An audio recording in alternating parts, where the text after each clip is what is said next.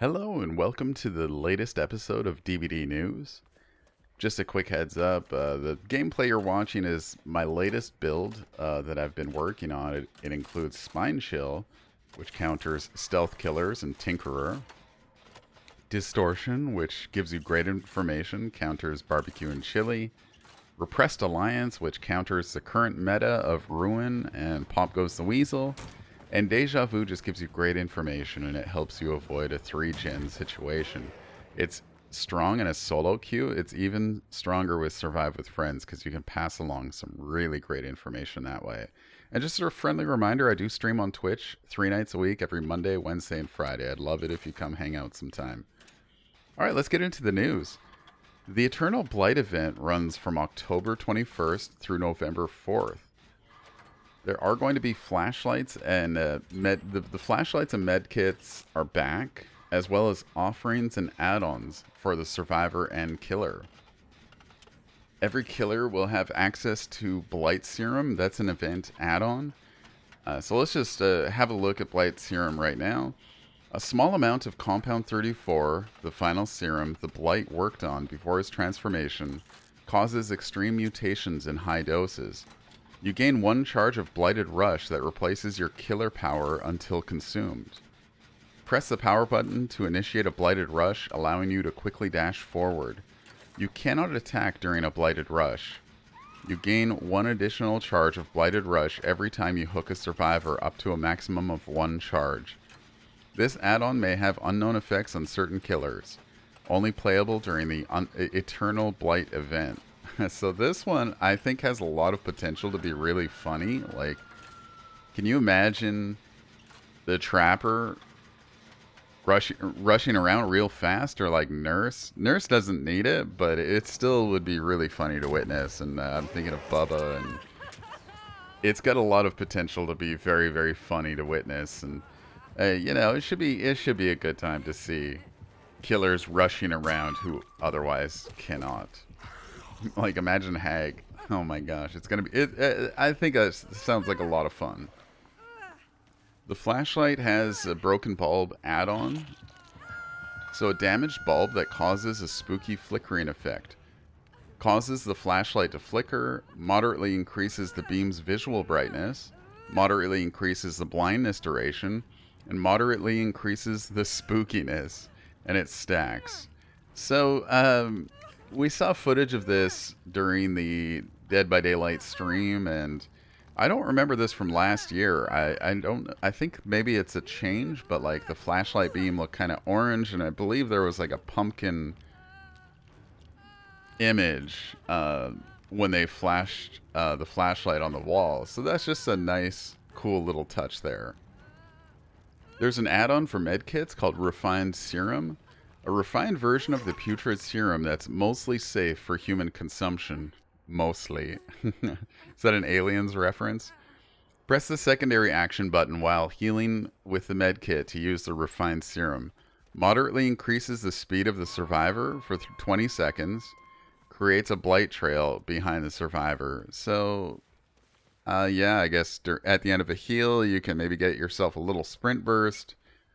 Has very good potential. Is it one-time use?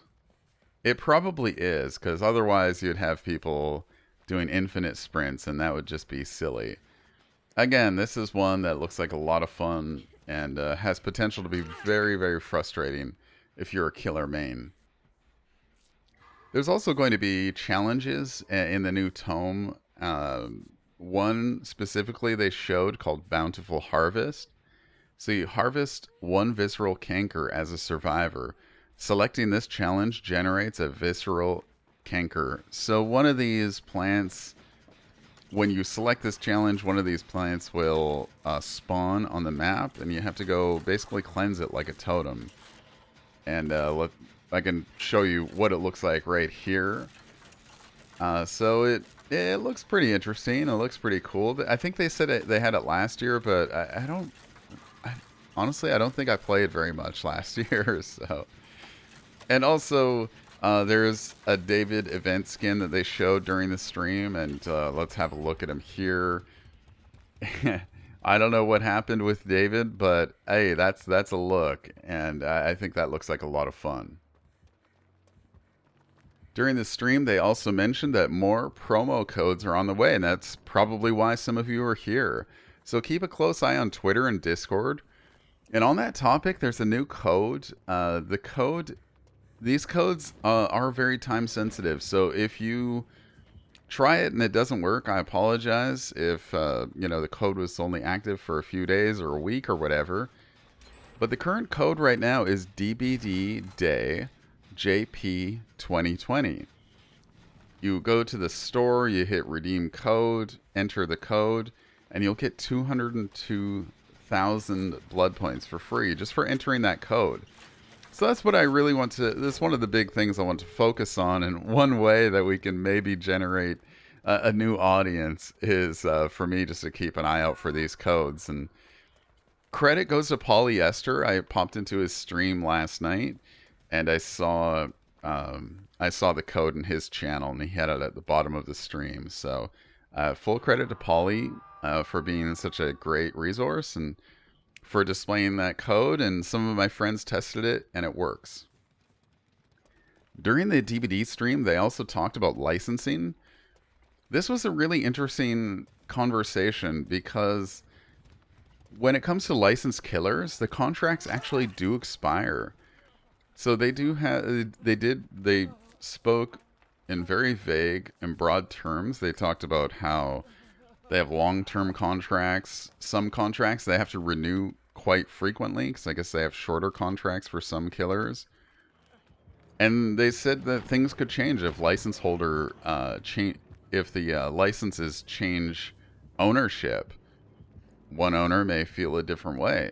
So they weren't really specific on what that means for us as DVD players. But that would be really devastating if we ever lost one of our licensed killers. Like, imagine losing Bubba. We'd probably have to lose the perks, or maybe they'd have to rename them. I don't know. But they did also, on the topic of licensing, they talked about how they generally have 4 chapters per year. They try to keep 50% original chapters and then 2 licenses per year max. And they also said that for every single killer that is suggested to them, they've already had great conversations and great lengthy discussions on how they would implement said licensed killers. And they said sometimes they have to go chase them. Sometimes those franchises come directly to them. And they weren't specific on how that works, but it's exciting that that licensed owners out there are interested in getting involved in Dead by Daylight. And they said that making noise on social media does make a difference. So if you have a killer survivor you want out there, keep putting it onto social media, because those owners might see the noise we're making to get those killers or survivors into the game, and maybe that'll get them interested in getting involved with Dead by Daylight. In other exciting news, cross progression is live. So Steam and Google Stadia are the only platforms available with cross progression right now. But on their site, it does mention that more platforms are on the way. So if you go to account.bhvr.com, that's how you can set up your account, link your Steam and your Google Stadia. And be sure to check out the frequently asked questions. There's a lot of really interesting bits in there. Certain things like Oryx cells will not transfer. And I can't recall any other bits of information, but definitely check that out if you're planning on utilizing cross progression. And this week's shrine is Buckle Up, Colorophobia, Sprint Burst, and Hex Third Seal. It's an okay one. I imagine most people have Sprint Burst if you play Survivor. But I recommend Sprint Burst and Third Seal out of this week's shrine. Both are very, very, very, very strong.